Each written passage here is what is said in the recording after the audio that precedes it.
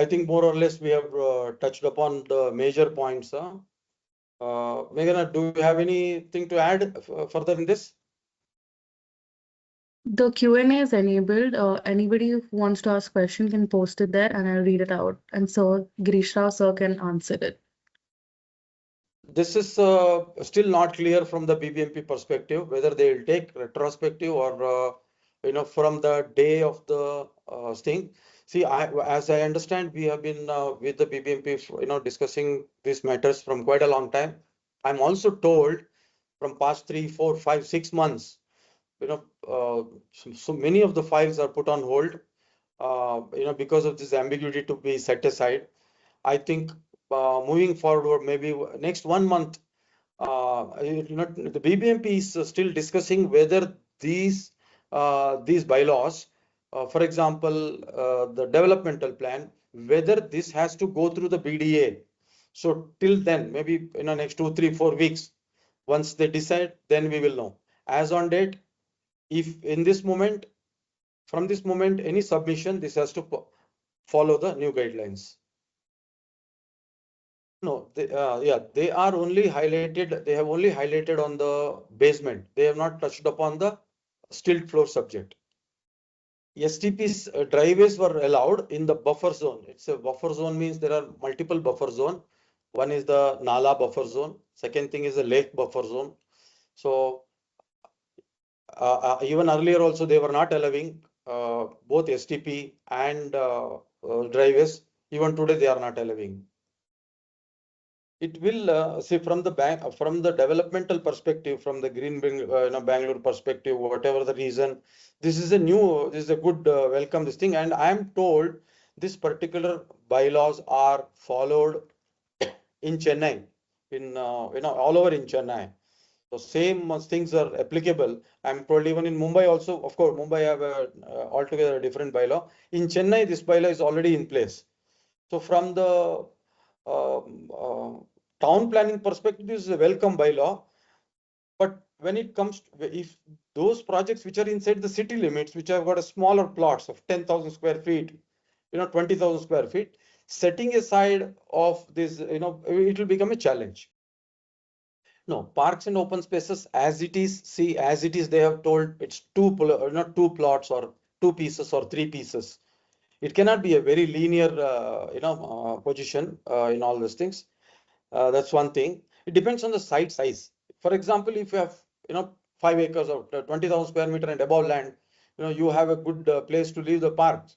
These are all will become a constraint when there is a smaller plot. That's number one. The second question was? Is a building setback required from the park and open spaces? Not necessary. Yeah, there's a standard old bylaw, whatever is applicable, all around percentage setback. Either you can leave or you can leave 3 meter, 2 meter, go up to 15 meter size. With the percentage setback, it's 11.5 meters is the height of the building. That is the old bylaw is followed. Anybody, if you want the old bylaws, we can share it through, the AECORD team. See, we have actually this is more effective to the smaller plots also. The plot size is more than 2,000 square meter. But I think smaller plots also this is affecting. Yeah, so this is there is no amendment as such. This is followed from the last old bylaw only. When it comes to the residential development, it is floor area ratio. So number of flats and multiplied. When it comes to commercial, then again the built-up area multiplied by so much car parking. In built-up in commercial also there are certain these things. Hospitals have a different norms. For example, commercial building C3, they have also different norms. IT buildings, they have a different norms. IT building have 1:100 square meter thing. Otherwise, this is as 1:50 square meter. This is the old, as per the old bylaw only. This goes no change. It depends on the requirement. It depends on the location. Say when I'm coming to comparing it to the Bangalore situation. 4 acres is a very big land parcel inside the Bangalore limits. So nobody will go for villa. Everybody will go for, high-rise buildings. And you go outskirts of the Bangalore, when you have 15 acres, 20 acres, then villa is feasible, because achievement of FAR in villa is very, very less when it compared to the high-rise. It is same. There are certain ambiguities. See, if the property is in, when I'm coming to the Bangalore situation only, where the property is in BDA and BBMP limits, then there is a different direction. When the property is in local planning authority, that is Hoskote, Sarjapur, Anekal, then there is a different situation. Now the third devil comes into the picture, that is what is it called, environmental department. So there are three factors controlling the lake buffer zone, but as on date the 30 meters stand still. They are not allowing the STP, and the driveway also have to be inside the building line. We can check and let you know. CLU. Yeah, you need to define first of all which zone the property is. If the property is in agricultural zone, then the change of land use has to happen either for commercial or residential. Following the change of land use, there should be a process called conversion from the office of the DC revenue. Once these two actions are in place, then we may have to go to the respected town planning, either BDA, local planning authority, or BBMP, to get the commercial or residential, whatever the permission. CLU is mandatory. The first question is, if the plot size is more than 20,000 square meter, then it has to go to the developmental plan has to be approved from BDA. Then the building plan has to be approved from BBMP. If the the plot size is less than 20, now it is 10,000 square meter, then the building plan approval has to be directly. You can apply for the building plan from BBMP. Now, here the question is, residential plot developing a school building, which is not permitted unless and until we need to get the change of land use for public and semi-public purpose or educational purpose. And there are certain parameters of the plot also, plot size with the elementary school, middle school, high school, and colleges. That has to be followed. See, I will tell you earlier, there were three versions, maybe 5 years before. There was a fixed fee on the built-up area. So altogether, it has come to about 100 rupees per square foot kind of a thing. Then later on, it was changed to the guideline value of the property. Now, if I'm relating to the Bangalore development, if you're developing something in Sadashivanagar, the guideline value will be certainly high. So, it will convert 1% of the guideline value into the total built-up area will be the official fee payable to the BBMP. What is cumulative approval? See, for example, a developer, he develops, he develops in 15, 20 acres of, villas, separate villas. And because it is a low-rise building, there will not be any fire NOC. There will be only State Pollution Control Board clearances. There will not be environmental clearances from MOF or SCSC kind of a thing. And then the individual building plan approvals. So I didn't get the question properly. So villa requires minimum of minimum approvals. I'm also not, confident in commenting on this, because there are a lot of discussions going on. Maybe 2 weeks, 3 weeks down the line, we will have more clarity on, say, for example, the parks and open spaces, whether it can be in the setback line, whether it has to be set aside kind of a thing. The final formulation in the software is happening, maybe 2-3 weeks down the line, we will have a clear picture about it. What is the plot size? That matters a lot. Earlier, all those used to happen. Nowadays, there is a set, I think 10,000, square meter thing is the size. They have a typical size for Kalyana Mandapa. So that matters a lot. Second thing, change of land use has to happen for a Kalyana Mandapa purpose.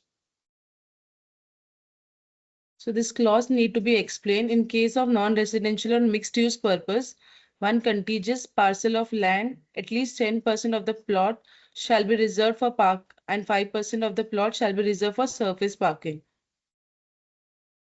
What do you mean by one contiguous parcel? That's you can see the purpose of park is for actual usage. Just imagine if you are giving 10 by 10 area for the parks, that should not be the case. So they are expecting us to one piece of the chunk area has to be set as for the park and open spaces. If you have a sizable plot more than 4,000 to 10,000 square meter stink, then they have one more clause. They have also said it can be in two pieces also. 40-60 site is 11. It has to be within 11.5 meters. 40-60 site, if it is a BDA plot or a all some authorized approved, it is only single kitchen is approved at times. Sometimes they think two kitchens they allow. Otherwise, it's a single kitchen plot. It is called up to 40-60. If your building plan is approved by either BBMP or BDA, that's number one. To have multiple kitchens floor wise, then once the building is completed, you have to get the occupancy certificate if you need be. Then go to the revenue office. Then you have to bifurcate the floor wise bifurcation has to be done, and this common area has to be undivided share also has to be divided totally with all the three. Then three separate khatas have to be made first. Then it can be sold. I'm not, I don't have much knowledge on the loan side. The villa side, generally I touched upon this subject already. It's on a bigger plot of 5 acres, 10 acres. The only villas are done. So villas are not approved single villas kind of a thing. So there is a difference between the small thing. There is a difference between plotted development and villa development. Plotted development means on a 10 acres of land, you cut 55% of the total land area, you cut into small plots, then sell it to 1, 2, 3, 4, and getting an independent house permission or villa permission separately. The villa concept in Bangalore, what we study is 10 acres of land again. They go for a developmental plan approval. They, the villas are, given without any undivided share of interest kind of land partial. Then the entire villas are approved on a single, drawing.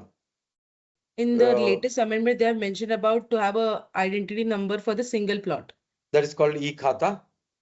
Okay. Once the single plot, they will have an e-khata, then it has to go for BBMP plan approval. But if it's already subdivided, then can I regularize it now? Subdivided Without for what? Yeah, subdivided for with the two sale deeds or with the gift deed. If there is okay, I'm just imagining there is a 10,000 square foot of plot. It's been subdivided into two portions by gift deed or some reason. But it doesn't have an identity number. I don't know. I didn't come across a situation where PID number, you mean? Yes. So right now they have mentioned that if they have an identity number, then only they can be categorized as single plot approval. Yeah. We can get the PID number for any plot. The PID number is not an issue. Yeah. No, see for what is TDR loading is not for the building and the plot. TDR loading is also equally connected to the road width. The property's road width approach is lesser than 40 and 40 to 60 and 60 and above. Now, those are the parameters controlling the TDR loading. Second thing, in Bangalore, as per my knowledge is concerned from past, 1 year, from the day they have brought in this premium FSI rule, the TDR loading thing, they have removed it. But premium FSI also, I am told, somebody has filed a case, so it is also put on pause. So better not to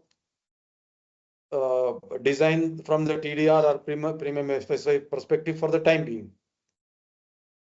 In terms of the premium FAR, what is the status currently? Can the developers now start availing it, or it's still in speculations? Still in speculation.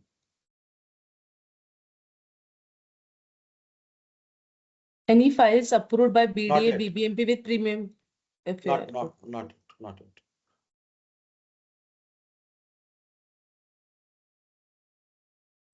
We understood that the law will allow more park spaces to be added up based on that 15% norm. Does the government want to make more greener footprints around, or it is just another way of negotiating? I get that, sir. The second one. So now that the threshold has changed with respect to the development plan, will it make easier for the development approval as compared to earlier? It is same. From the developmental perspective, from the approval perspective, it is same. From the developer's perspective, it is little, it is little sticky because parks and open spaces. I am not understanding, one reason why 10,000 square meter or 5,000 square meter plot area, and I am setting aside a parks and open spaces inside my compound and relinquishing it to the government, and maybe after 2 years, 3 years, somebody will file a PIL, and that should not become a public park. So this is a contagious issue. And then I can't construct the basement below that park and open spaces. Yes. Sir, it was not even 5% allowed earlier. Everybody were telling 5%. What we presume 5% is 5% of everything. 0.01% in setback, little in coverage, little in the height of the building. Altogether, it was 5%. Now, so 15% was never there. It will never come. The bylaws are in force, but typically they are bringing in the same changes in the software, which is happening. Maybe it will take 3-4 weeks.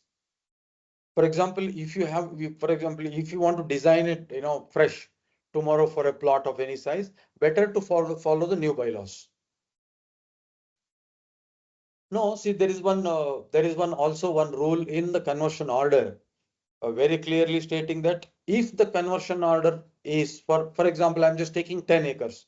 There's a 10 acres of multiple survey number. If one conversion order, then it cannot be subdivided. But there are conversion orders with the sub numbers, with the different survey numbers mentioned there, with the separate schedules, then it can be subdivided. This was in discussion 1 year ago before. There are a lot of people, lot of stakeholders, less CREDE, everybody were part of the thing. It was in the public notice also period also for first 3 months. Then recently it got approved. Okay, we will presume like this. There are 8 apartments. Super built up area is 10,000 square feet. Then each apartment will have 1,250 square feet. Surely, when we get the occupancy certificate, then you go to the revenue department, you get 1,250 into 8 apartments, separate khatas. It can be bifurcated. The primary takeaway I've had from the new bylaws is that we have to leave more setback, and therefore our parking numbers will reduce in the projects. That's a primary takeaway I have because of the setback norm that has been mentioned. Anything else anybody wants to add? Actually, there are only challenges for the smaller plots. Bigger plots with this new bylaw, there is not an issue at all. 5 acres and above, 20,000 square meter and above, there is no issue at all. 4,000 square meters, first of all, the basement has shrunk. Second thing is you are letting you have to set aside parks and open spaces. They are the constraint for the smaller plots, not for the bigger plots. Revenue department has got no authority to approve any building plan. It is only town planning, either BBMP or BDA, wherever the jurisdiction, they are the planning authorities.